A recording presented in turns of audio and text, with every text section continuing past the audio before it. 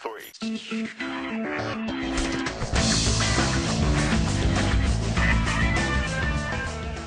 Hey everybody, welcome to the Idiomatic Top 3! With Nicholas, I'm the video game correspondent for Idiomatic.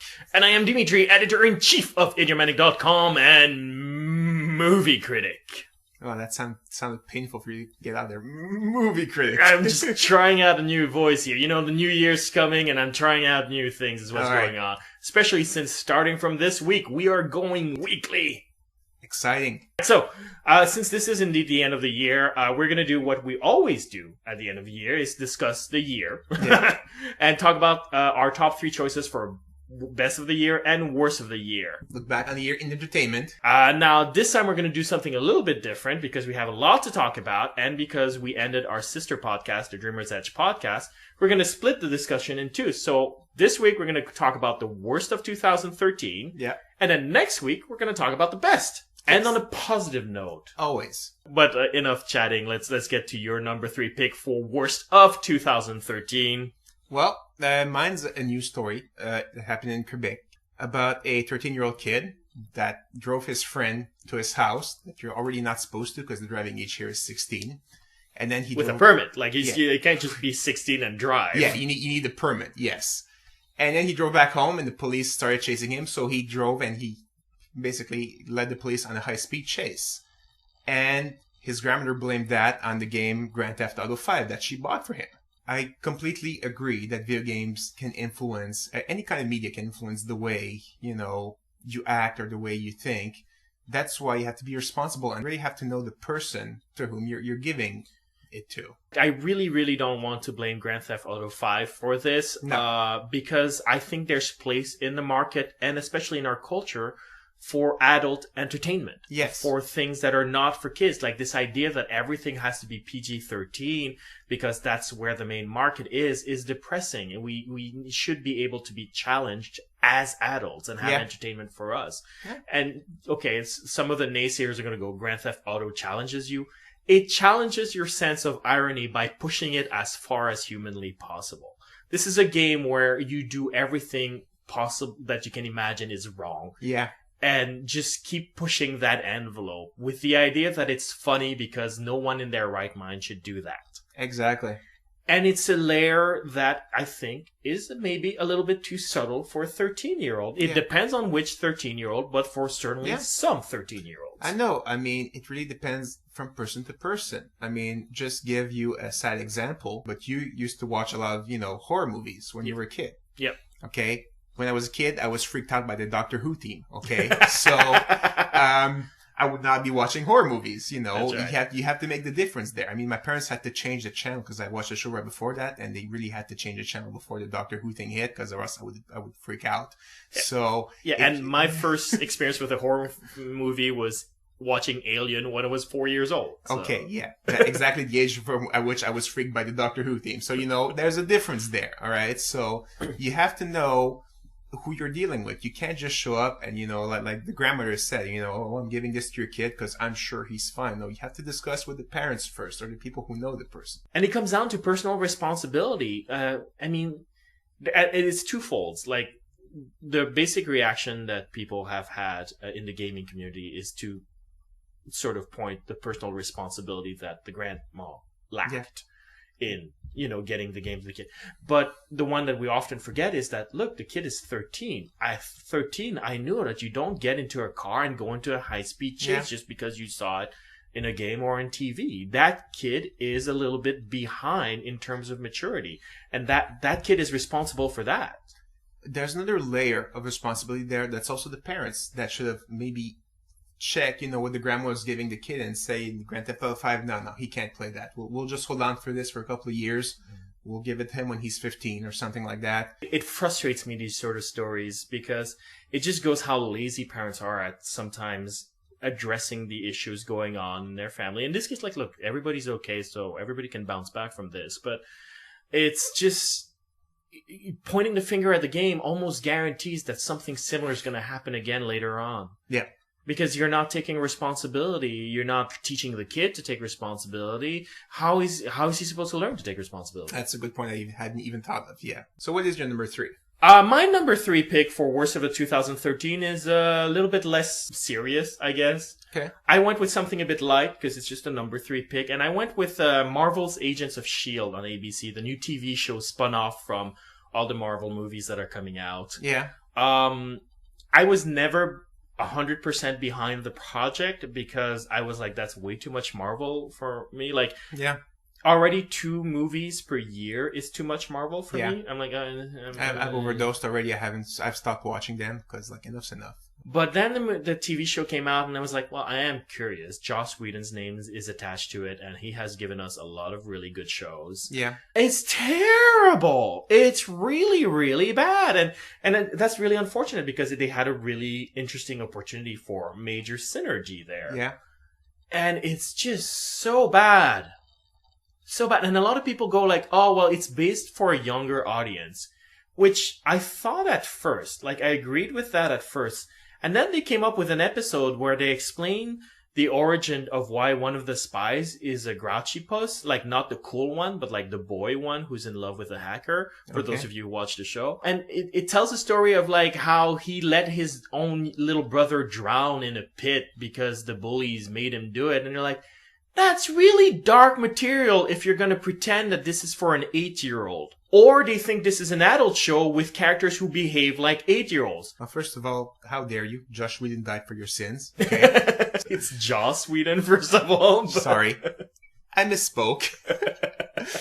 Pronouncing the name of my messiah kind of sometimes, flusters me. No, it's, you change it deliberately because you're not supposed to pronounce his name. Okay, that's even better. Yes, all right. No, but I mean, honestly, isn't that usually a problem of Josh Whedon that he usually writes characters that act like teenagers all the time? That's my contention, yes. And it can work when you're writing teenagers, such Yeah. as in Buffy. Exactly. And in Firefly, when you have 2 sets of characters, the parent character is trying to keep the children characters safe. Yeah, you know? exactly. But here, I mean, I thought they were supposed to be professionals working at, a secret agency. The premier world super spy agency. They're supposed to be the shits. Okay.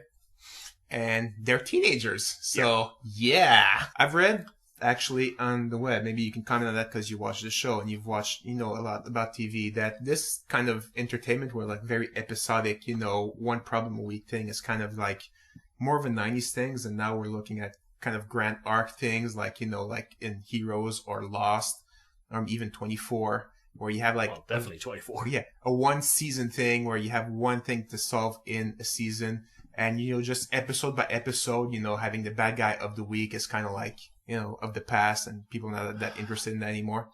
Yes and no. I mean, like, that's the conventional wisdom in geek circles. Okay. And certainly cable television is all like that. You know what I mean? Like Walking Dead, Game of Thrones, all of that. That's all serial now. But at the same time, you can't forget that the biggest network TV shows are on CBS, and there are CSI, and there are NCIS. Yeah. Very episodic case of the week stuff. Procedurals still do very well on television. Okay. So I think it's a mistake to think that it's only one of the two. Having said that, S.H.I.E.L.D. is a show that was always going to appeal to the geek crowd more than the average crowd. Okay. And the geek crowd does go for more serialization than episodic stuff. So maybe that's where they shot themselves in the foot. Yeah. Certainly. I've also heard the argument that, like, because you said, like, it was more of a 90s thing. Like, I've also heard an argument, it's like, oh, people criticize the show. That's so unfair. Because if that show had come out in the 90s, people would have loved it. And like, yes, you're right. It's not that the show isn't good today. It's that we as a people and our space-time continuum has not adapted quickly enough to Joss Whedon's genius. Nice. So, disappointed about that. So that's my number 3 pick. All right. So what is your number 2 pick for worst of 2013, Nick? Well, it is the monetization of YouTube videos. More specifically, sometimes in March, I think this year, Nintendo decided that every video on YouTube that had like Nintendo characters or Nintendo games belonged to them. And any money that was made from the publicity of those videos would go to Nintendo, which they are completely in right of doing. It's their characters, it's their games, so sure, they can do that. But, those Let's Play and those videos that feature, like, games that it's basically free publicity for them they're made by fan. Like I said, it's free publicity. It's good for them. So kind of sometime in June, July, they decide, yeah, that was kind of a silly thing to do. So they decide, okay. Well, they backtrack very specifically because there's one major reviewer who said, well, I'm not reviewing anything by Nintendo anymore because of that policy. And Nintendo got wind of it and they went like, oh yeah, that is backfiring on us. And that's why they changed the policy. Nice. Yeah. So that's good. I'm sure that big reviewer also had some videos on YouTube that got like canned. Sure, yeah. So that's probably why he decided that. But so you think, okay, case closed. Nintendo did try to do it and it backfired, so it's not going to happen. But now, like in December 10th or 12th, YouTube just made a giant purge, and every video game, that belonged to certain companies, they basically just, instead of having the money from the publicity going to the person that made the video, it all went to the gaming companies that own the games. Even those game companies that said, no, we don't want the money, we want the people who make the videos to have the money because it's good publicity for us. YouTube just decided, no, you guys deserve the money. You guys get it. It's just so weird as well that YouTube decided to do that, even for game companies that said, no, we love that our users are making your videos and we love them. Like Blizzard, for example, says, no, you're fine to do any videos you want with our product. The one condition is you cannot charge for them. So you can't have users say, pay me $1 and you can see my video. It has to be free. But they accept advertising revenue. Yeah, they accept advertising revenue. That's perfectly fine. And Ubisoft as well. And even Nintendo that, change the revenue. And it's like, all of a sudden it's like, no, we didn't do this. It's like, we will help you get your accounts back because we didn't do it this time. Yeah. A tangent on that a little bit is like gaming companies that see bad reviews of their game. And then they claim, well, this copyright belongs to us. And that happened very recently with a game called Day One, Gary's Incident. The developers gave copies of that game to review to many people on the web. One in particular, Total Biscuit, a very big reviewer. And he came up with a not so glowing review of the game. It was actually kind of negative. So they used the DMCA to remove his review from YouTube, basically saying you're using our copyrighted material, our copyrighted material to make money. So you have to remove this. Even though he had permission to review, he told them what was going to happen. They knew he was going to be. This is how he makes his living. So they knew he was going to be making money off of his review. And it's ridiculous to assume that you're not making money off of reviews if you're doing them. No, and plus it's part of the system, because we're a review site. So, we make money from people coming to our site, visiting it, clicking on our sponsors. Please click on our sponsors. So turning around going like, how dare you promote our product and make money for it instead of doing it for free? It's like, yeah, why don't I give you my firstborn while I'm at it? Yeah. Like, come on. Seriously. And again, it's a huge, the DMCA is actually, it's best said, the DMCA is supposed to defend copyright, it's not supposed to be used to attack. For video games in particular, I like video reviews more than written reviews, which I realize me saying that is sort of slapping you in the face, yeah. But what you do is a discussion that's half oriented at the people who have already played the game, and you're inviting them into a conversation about the game. So written is ideal for that. Yeah. But when I read review for a game, deciding whether or not I'm going to buy it, which is what these guys are concerned about. Yeah. People's writing doesn't convey to me what the game is like because they often have the perspective of people who play a lot because that's what they do for a living. Yeah. I don't. So when they say, this game is easy or hard, that means nothing to me. Yeah.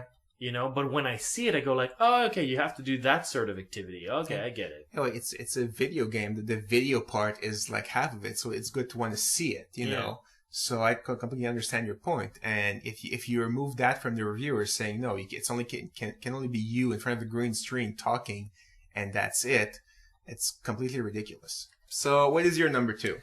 My number 2 pick, a little bit more lighthearted. All right. Okay, so this year I found has been the year of the Kickstarter campaigns. A lot of interesting stuff going on there.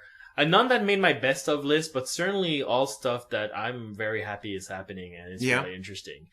One big one, I think, was the Veronica Mars movie. Yeah. That got funded. I was very happy about that because it was a fun series. Yeah, I'm actually ambivalent about that one. To be Okay. honest, not because I don't want a Veronica Mars movie. It's just that I'm not sure it's fair for studios to say we're not going to back your movie unless your audience pays for the movie before seeing it and then has to pay for it to see it again. You're Yeah. essentially making your audience pay twice for the That's movie. true. Yeah. So I don't like the precedent that this is setting. But the fact that a Veronica Mars movie is coming out is exciting, and I'm Okay. certainly happy for the production crew and all Yeah. of the creative people involved in it, and for the fans. You know, Yeah. they get to see the movie, and if they're willing to pay for Exactly. it twice, that's their business. You know? If they're willing to pay for it, that's good. You know. Yeah. I wasn't, but I'm happy the movie comes. It's gonna come out. There you There go, we you go. know? And then you had the one I want to talk about, which started out as a really funny joke. It was this Kickstarter campaign to put a RoboCop statue in Detroit, Yeah. which that's funny. Kinda funny, yeah. That's kind of funny. But here's the thing. Then Detroit sort of imploded, Yeah.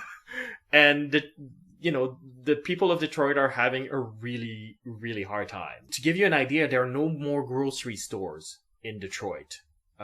People who still live there and who are stuck there because they don't have the money to move have to travel to the nearest gas station to get like groceries. Like that's how bad it's got. Yeah. Wow. They have the police is no longer there. They no longer have police. This is crazy stuff. It's stuff right out of RoboCop, actually, ironically. Yeah. Ironically, which it makes the statue kind of like almost a slap in the face, really. Yeah, and here's the thing, like the Kickstarter campaign continued, right? After Detroit imploded and people paid it, and it was a successful Kickstarter campaign, my and they God. put the statue in. And there's something sick about it if you gave money to this. I'm sorry, but I'm going to go ahead and call you out. That's a lack of empathy. Like the joke was funny before that happened. And Yeah. then when that happened, you just gave money that you could have given to them or to services helping the Yeah. people of Detroit to essentially raise a big middle finger in their faces. Or if that wasn't your intention, and I believe it wasn't most people's intention, to play out a joke related to fiction when they have real life misery going Yeah. on.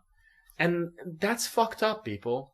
Just to be, clear and fair, if you consider to the Kickstarter before everything happened, okay. Oh yeah, no, look, you didn't know. You couldn't guess, you're Yeah. not Nostradamus. Yeah, Kickstarter has problems that we probably shouldn't get in here right now, but, they should really, first of all, make sure of, where the money goes. At the same time, they have to allow some freedom. They can't start editorializing what projects are good or not. Yeah. So this is not one I'll blame on Kickstarter at all. Like Yeah. a project was proposed, funding was given for it. They facilitated that. They're not responsible for anything else. Yeah. All right, what is your number one pick for worst moment in entertainment in 2013? Nick, that was a long sentence. Yes. Well, mine, it's sort of entertainment because it relates to Christmas. And, of course, if you think Christmas is the religious holiday where you go to mass and then spend time with your family, then this is not really applied to you. You don't view Christmas as entertaining, just a religious holiday. But if you're among the many that think that Christmas is about giving present, then it's perfectly entertainment. And it relates to my story about Black Friday. So this year, there were like hundreds of arrests. There were shootings. There were, people getting beaten. There were people that had their stuff stolen coming out of the store. It's just crazy things. And of course, there's going to be consequences because there were people that were arrested.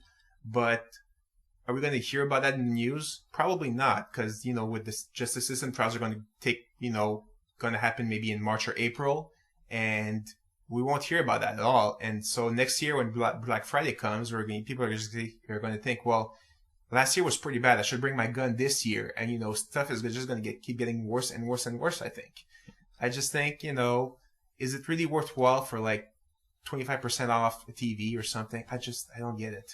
Yeah, well, that's the thing. I agree with you. Like, just on a personal level, I will pay 25% more for my TV if I don't have to deal with people. Like, Yes. That's how my mind works. Yeah. I'm like that, but like, look, to each their own. That's fine. Mm. I think one of the things that's proper to 2013 though is the year where all the shops try to extend Black Friday to Thanksgiving. Yeah. There's a reason it's called Black Friday, people. Black Friday. And so they've extended to Thanksgiving, which of course has repercussions on the workers. And given that in the United States, Thanksgiving is the most important holiday of the year. It's more important than Christmas for Americans. Not for many Americans. It alternates between Christmas and Thanksgiving. Yeah, those are the two big ones. Those are the two big ones, yeah. Those are the two big ones. And to think that these workers are losing that opportunity to be with their families, it is a little bit heartbreaking. Yeah. And I don't want to be like, oh, this bleeding heart liberal about it, but it is a little bit heartbreaking if they didn't have a choice. Yeah. And you can blame the companies all you want, and they certainly have their faults in it. But if you went out on Black Christmas to shop, you can't denounce the companies because you're the reason they did that. Yeah. You want corporations to give people an opportunity to see their families on Thanksgiving? Forgo the 25% off TV. Let it go. Yeah. Don't go shopping on Thanksgiving. It's all it takes. Just think of something that the person would really like. It takes a lot of effort because, I'm going to buy him a TV. That's easy. It takes no effort whatsoever. You just, TV good. Just think about the person, think about what they like, and get something that is maybe a lot less, but, will be awesome. And give what you can afford. To be honest, it's the thought that counts is not a platitude. It's the fact of thinking of something clever to give them. And that's what I mean, like something clever. Like honestly, sometimes a gift that's the other person would really like, but isn't that expensive, will give them more pleasure than a big screen TV. If I may give the example, one year you gave me a poster with a pink bunny crying, and under it says, "You suck and that's sad." And this is probably the best gift I ever received, ever. That poster had so much mileage. I put it in my office, and the teacher was like, "Is this appropriate material?" And they're like, I just looked at them and I pointed towards me, and they're like, "Oh yeah, you're okay, fine. It says you." I pointed. My students loved the poster too, and every time they couldn't answer an easy question, I just tapped the poster, and they're like, "Oh come on, dude!" So that was best gift ever, and I'm sure that poster did not cost you $400. No. Okay, so just stuff like that. Just think about something small that the person is saying, "Well, this is awesome," Absolutely. So, what is your number one? My number one pick, okay, look, this is the one where I'm going to piss off everyone. This is the one where I chose it specifically because I knew I would have a debate with you, Nick. Okay. And my number one pick, I have it written in my notes as women versus the video game community. Okay. Specifically, I want to talk about what happened with the game called Two Souls. I know we're not supposed to talk about it because Sony really wants us to hush it out, but hey, you fucked up, so I don't care. Sorry. Actually, it's okay because we're not showing anything. Basically, we're just discussing it. People are not going to click on our site to see what you're about to discuss. Yeah, I would never show that video. And in case you're wondering what video I'm talking about. Yeah. Okay, so Ellen Page lent her voice and some motion cap as well. Yeah, motion capture in her face as well. The character looks exactly like her. Her likeness, that's right. To the game, Two Souls. She's an actress in it, which is sort of a big deal. We're getting Hollywood actors back into games. I know. After the debacle of the 95's, Sega CD thing. Yeah. It became just a big joke to be associated with video games, so actors just completely dropped it for a while, and now we're getting it back, so that was a good thing. And she's a star on the rise, not a star on the decline, which exactly. in the 90s was mostly stars on the decline. That's not cool. It's true, though. It's true. It's true. So, it's a big deal. It's something exciting. What spoiled it is somebody with a debug engine found a code that shows her character nude, and fully rendered. We're not talking about EverQuest, beige mannequin stuff, that just happens to look naked, but isn't really. It's just not. It was just a bug when that happened. Yeah, exactly. And it's nothing, this is fully rendered skin texture where there's no reason why they would have programmed it. And then hidden away because, when you delete stuff in programming a video game, it's always somewhere in there to a certain degree. The thing is, they rendered her whole body, but the camera was not supposed to move. It was only supposed to capture her at certain areas, you were supposed and they found a way to basically control the camera. Yeah. And zoom out and see everything. But the point being is, you're not supposed to see it. Not supposed to see that. You're not to see it ever. And that's sad. Here's why. It's not just a question of Sony overdid it. No. I don't think Sony is responsible. No. I think the employees at Sony are responsible. The employees that made the game. It wasn't Sony. Sony subcontracted to another company. Really? On top of that? Okay, so I didn't even know that. I don't think Sony will ever hire that company ever again. Oh, God, no. And the employees at that company, because I don't even think that company, certainly not the heads are responsible. It's the programmers in there decided that it would be appropriate to like create a naked Likeness. likeness of Ellen Page to so that they can have erections while working on what they're supposed to do at their job. Yeah. And they thought that would be funny and arousing. And frankly, it's sick. Yeah. I don't. There's no other way for it. Like I know I sound so sanctimonious this week. No, I completely agree that it's sanctimonious. I mean, that is pathetic and sick, honestly. That takes a lot of work and a lot of, time to render the parts of the body that you're not even supposed to show. You wouldn't even have to do that. You would have just kept it like wireframe or just, very low res, just, basically like the EverQuest thing, just like beige nothing. But no, they had to render the whole body just because they want to have their jollies and, see basically what looked like Ellen Page naked. And it's terrible. There's, if you're being sanctimonious about it, it's because there is a reason to be sanctimonious about it. First of all, it's a big violation of Ellen Page's privacy or sense of privacy. Yeah, it's not like she posed naked or anything. No, it's not. They didn't even capture her body. It was like face capture and everything. Yeah, exactly. They just added a body of what they thought she looked like. But she is in this relationship their colleague to a certain degree. She works with them to motion cap and record voice and everything. Yeah. Like, think about it. If you had a colleague who, it turns out, spent all his time drawing you naked and drooling over it instead of doing his job. Yeah. Like, don't you think that's creepy? Like, don't you think that's wrong? Just taking even, if drawing is not bad enough for you, just taking pictures of your face and then just putting your face on naked bodies of other people, It's like, at work. At work. And he's not the only one. It's the entire office that's doing it with you. Because, like, that stuff is not done by one person. No, that's impossible. And then that's where I'm going to go into the wider argument that's a little bit more controversial. And I realize I'm being controversial. Not because I want attention, but because I think there's a discussion to be had about it. Yeah. So, like, before you send your hate mail, understand, I'm trying to have a conversation with you about this.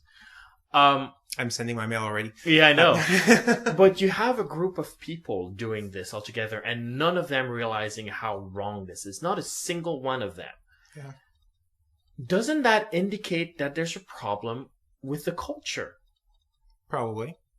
And so whenever you have, and this is where I'm extrapolating here, but you have people, women often, sort of criticizing the gaming community for there being, often cases of misogyny, and then everybody go, how dare you, bullshit. But is it really just that community? I mean, you can look on the web and there's all those, cell phones of celebrities being hacked, and hey, look, naked pictures of that celebrity that I found on her cell phone, because they got hacked. I don't think it falls under the same category because it's mostly gossip magazines that hack into that stuff. They're not pervy magazines, they're gossip magazines. So it's a different type of evil. I'm not saying it's not bullshit. I'm just saying their bullshit doesn't make this bullshit less bullshit. Yeah, I know, but I'm just saying, that happens in everything, it's like... But at the same time, can you think of any other industry where you have to remind people not to draw pictures of your colleagues naked and work on them for hours on end for days at a time? This is more than a picture. It's actually like, it would actually be taking an actual real picture with a camera of like a naked body and then putting her head on it. It's like almost that bad. Yeah, it's even worse, you're right. But any other industry asking, can I say the military? Well, not the military industry, the military, the actual military. Yeah. It's not an industry, but in the army, there's been some really bad stuff, going on. We're not talking about that. That's just. But no, I don't think to say like, well, sexual harassment exists, so therefore you can't criticize the video game community when they say it's sexist. 62%, according to a poll, 62% of women reported getting sexually harassed or harassed because they're women, which I guess is not exactly the same thing. Yeah. While gaming.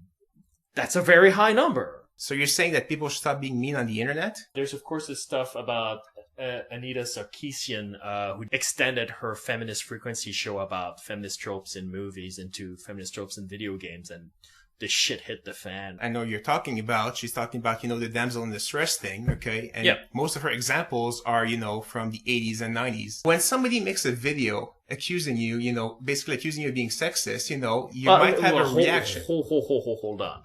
That is not what her video says.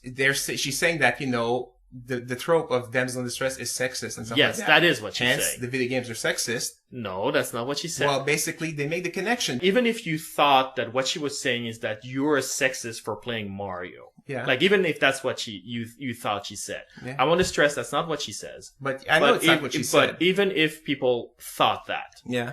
If your reaction to it is going like, go back to your doll, you fucking whore, I hope you get raped, you're sort of proving her alleged point.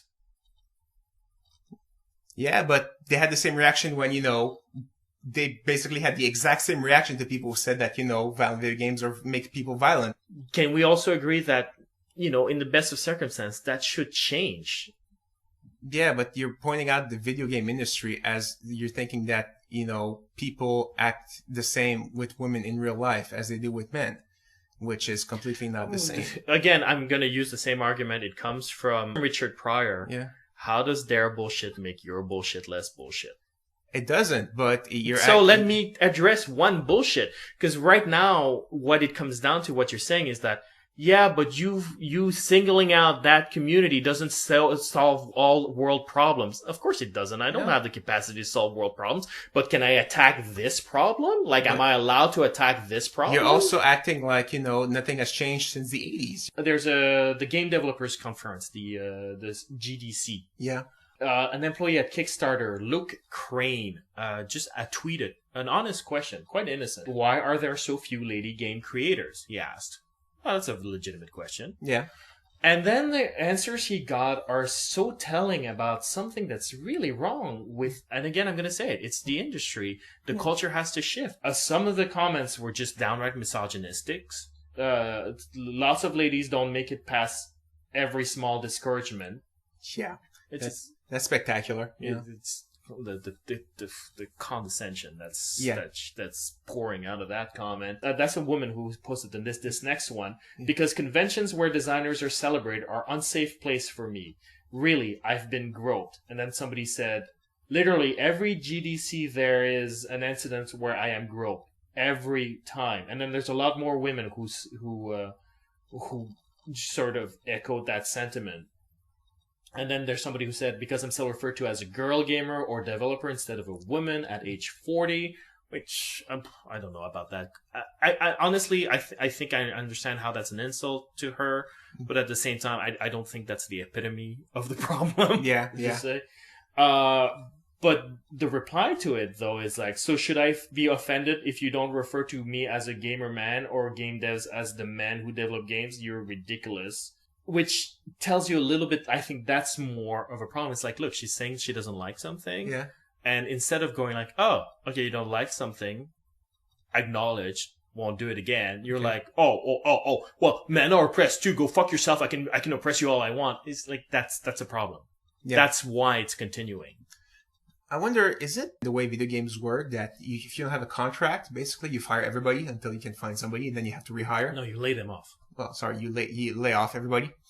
I still hate the difference between the two, but you lay off. What do you mean? It's a huge difference. It's 4 weeks severance. All right, fine. So when you don't have any contracts, you lay off everybody, and then you kind of rehire them. When you need them, when contracts happen. So I don't know, maybe also as well as the quick change of staff like that. That's like, I'm never going to see that person again, so I might as well grab her ass. While I can. I don't know. Well, I get it. The thing is, though, in a culture, it doesn't matter whether or not you get away with it or not. There's no pleasure to be derived from grabbing a person's ass without their consent. That's a good point. That's a good point. No, and again, like, I think part of the problem is that we've been too accepting. We need to have a harder line against this sort of stuff. Yeah, I remember one such comment, during a raid, that somebody started having a discussion that, women should be healers because they can DPS, DPS is doing damage, sorry, gamer lingo here. And, you're funny. And, basically, I think all of us were like, what the hell are you talking about? This is ridiculous, and, but he had the mindset, but yeah, we basically, we didn't go like, yeah, totally. We're like, what? You're completely ridiculous. You're so stupid. Our main tank is is a girl, and she's like the best mate tank we ever had. Tank is somebody that takes damage. So he was completely off, and he basically dropped it after like a minute or two. But he was trying to go with the motherly instinct helps them heal, and like, no, you're completely stupid. They can play whatever they want. They can do damage. They can take damage. It's perfectly. You're ridiculous. And I feel not enough people are doing that, and that's part of the problem. I feel that one of the major problems in the geek community, again, it's not exclusive to gaming, is that the community tends to view itself as victims. Like, a lot of geeks were bullied when they were kids. Yeah. And they don't always realize that, well, you're not a victim anymore. And now maybe you're the perpetrator, or maybe you're not you, but the guy next to you is. Yeah. But because they always view themselves as victims, because we always view ourselves as victims, we tend to cocoon ourselves and like we stick together. Oh, well, this girl said something about, like, a gamer girl will say, like, well, I used to like Halo, but like I got tired of the sexism. Instead of people going like, oh, that sucks for you, well, play with us. I'm not a sexist and you can have fun with me. Yeah. They go like, well, I'm not a sexist. How dare you insult my community? Fuck you, bitch! Yeah. And that perpetuates the problem. And I think we have to sort of grow out of that mentality of victims and accept that we have inherited a large section of the world. Certainly, we have inherited the gaming world. Yeah. We have inherited the web, in reality, to Pretty be much. honest. Yeah. And it's time to stop acting as if we're protecting ourselves from the big bad bullies, who I assure you can't reach us here anymore. And start to act like responsible people with power, because that's what we are. Yeah. Anyway, if you have any questions, comments, you want to share with us the worst of 2013 for you, or you want to get into the discussions we've started, whether it's about the YouTube controversy relating to video game footage, or women in video games. Or Black Friday, what did you do on Black Friday? Where were you on Black Friday? We were hiding from stores. That's what we were doing on Black Friday. I can tell you that immediately. I was at the Red Robin wedding. Oh, wow. Spectacular. You can write us at mail@idiomatic.com or post a comment at idiomatic.com. We're also on Facebook. We're also on Twitter. We're also on iTunes. If you can post a review of us on iTunes, we would super appreciate it, because we like the attention, but most of all, we like the feedback. Yes. It helps us continue to generate content of a moderate quality for you. Thank you. See you next week with the best of 2013. Positive.